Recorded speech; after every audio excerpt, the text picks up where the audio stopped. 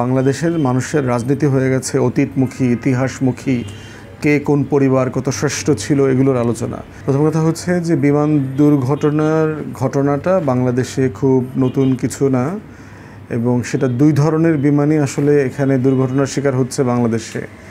যেগুলো হচ্ছে আপনার সাধারণ জনগণ যেগুলোতে চলাফেরা করে, আর হচ্ছে যেগুলো হচ্ছে সামরিক বাহিনীর প্রশিক্ষণ প্লেন আছে। গত কদিন আগে আমরা দেখলাম যে আপনার 1-2 মাস আগের কথা, কক্সবাজার থেকে একটা বাংলাদেশ বিমানের ফ্লাইট আসার আগে তার চাকা খুলে পড়ে গেছে। তারপরও পাইলটকে ধন্যবাদ দিতে হয় যে তিনি অত্যন্ত দক্ষতার সাথে সেটা এক সাইড করে ল্যান্ড করিয়েছেন, এবং দেখলাম যে পিচ উঠে গেছে আর কি, মানে আগুনের স্ফুলিঙ্গ তৈরি হয়েছে। তো এই ঘটনাগুলো বাংলাদেশে রিপিটেডলি ঘটছে, এবং আমরা ইন্ডিয়াতেও আমি দেখেছি, অনেক আগে একটা মুভি দেখেছিলাম আপনার শুধুমাত্র এই এয়ারফোর্সের পাইলটদের দুর্ঘটনার উপরে এটা বানানো হয়েছিল। তো বাংলাদেশে এই ঘটনাগুলো হচ্ছে, তদন্ত করা হচ্ছে বারবার, কিন্তু আসলে খুবই কনক্লুসিভ সমাধান অথবা আলোচনাটা শেষ পর্যন্ত কোথায় গিয়ে দাঁড়ায় সেটা আমরা দেখতে পাচ্ছি না। তো প্রথম কথা হচ্ছে যে আজকে এখন পর্যন্ত যখন কথা বলছি তখন পর্যন্ত 19 জন মারা যাওয়ার খবর আছে, এবং ধারণা করা হচ্ছে এই মৃত্যুর সংখ্যাটা আরও অনেক বাড়বে। তো প্রথমত হচ্ছে যে আমার পক্ষ থেকে আমি সমবেদনা জানাচ্ছি পরিবারের কাছে, যারা মারা গেছেন তাদের রুহের মাগফিরাত কামনা করছি।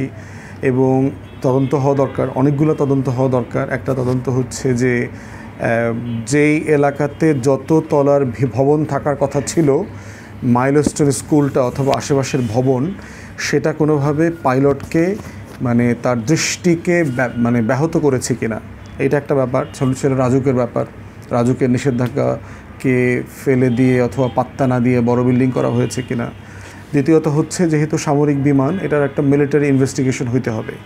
একটা হলো টেকনিক্যাল ব্ল্যাক বক্স পাইলে পরে আমরা জানবো আসলে শেষ দিকে কী ঘটেছে, সেটা পাইলট তার কনভারসেশন থেকে হয়তো যদি বের হয়ে আসে। আর ব্ল্যাক বক্সের বাইরে হচ্ছে মিলিটারি একটা ইনভেস্টিগেশন হওয়া দরকার। সব মিলিয়ে স্বল্পতম সময়ে আমরা চাই যে আমাদের যে বেসরকারি বিমান পর্যটন যে কর্তৃপক্ষ আছে, মন্ত্রণালয় আছে, তারা একটা সলিড ঘটনার বর্ণনা দেবেন যে আসলে কী হয়েছে, কেন হয়েছে, কিভাবে এটা ঠেকানো যেত, এবং সরকার ইমিডিয়েটলি এটাকে অ্যাড্রেস করবার জন্য কি করছে। তো সেই বাস্তবতাতে আমরা ফিল করতেছি যে আপাতত বাংলাদেশে এই ধরনের দুর্ঘটনা ঘটলে যেটা হয়, আশেপাশের মানুষ হাজারে হাজারে লাখে লাখে উৎসুক জনতা ওটা দেখতে যাওয়ার কারণে যেটা হচ্ছে যে আপনার ডিজাস্টারে যে দুর্গত অঞ্চলে যে রিলিফ অথবা ইমার্জেন্সি সার্ভিস প্রোভাইড যারা করে, তারা আসলে অ্যাক্সেস করতে পারে না। ফায়ার ব্রিগেডের গাড়ি যেতে পারছে না, অফিসাররা ওখানে কাজ করতে পারছে না, ল্যান্ড করতে পারছে না, এই সমস্যাগুলো হয়। তো উৎসুক জনতাকেও কীভাবে নিবৃত্ত করা যায় এবং তারা যেন অযথা এই রেস্কিউ টিমকে ডিস্টার্ব না করে, তারা বিরক্তির কারণ না হয়, বাধা না দেয়, সেটা আমাদেরকে মাথায় রাখা দরকার। তো সব কিছু মিলে আমরা বোধ করছি সরকারকে এটা সিরিয়াসলি দেখা দরকার যে কী করা যেত, এবং সেটা যেন ফিউচারে আর না ঘটে। এগুলো আসলে রাজনীতির বাইরে রাখা উচিত না, এগুলো আসলে রাজনীতি হওয়া দরকার। বাংলাদেশের মানুষের রাজনীতি হয়ে গেছে অতীতমুখী, ইতিহাসমুখী, কে কোন পরিবার কত শ্রেষ্ঠ ছিল এগুলোর আলোচনা।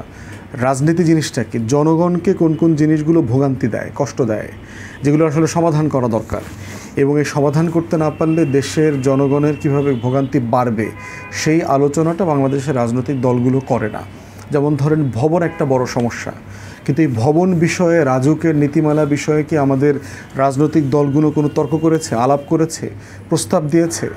এই যে কয়দিন পরপরই বিমান দুর্ঘটনা ঘটতেছে, সামরিক বাহিনীর অনেক পাইলট এর আগে শাহাদাত বরণ করছে, ট্রেনি পাইলট মারা গেছে, তাদের ব্যাপারে কি কোনো পলিসি ডিবেট হয়েছে, আলোচনা হয়েছে যে আমরা আসলে কী করতে পারতাম, কী করলে এই রাষ্ট্রে এই দুর্নীতিগুলো হইতো না, বিমান কেনা নিয়ে, অস্ত্র আনা নিয়ে, অথবা বিমানের সরঞ্জাম নিয়ে, অথবা ইঞ্জিনিয়ারিং নিয়ে কী করা যেত, যেটা আমরা করি নাই।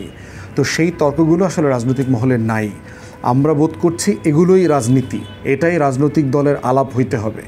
এটা যতদিন পর্যন্ত আলাপ না হবে ততদিন পর্যন্ত হচ্ছে সবাই শুধু নির্বাচনের আলাপ করবে, জীবন নিয়ে আলোচনা করবে না, মানুষের ভোগান্তি নিয়ে আলোচনা করবে না।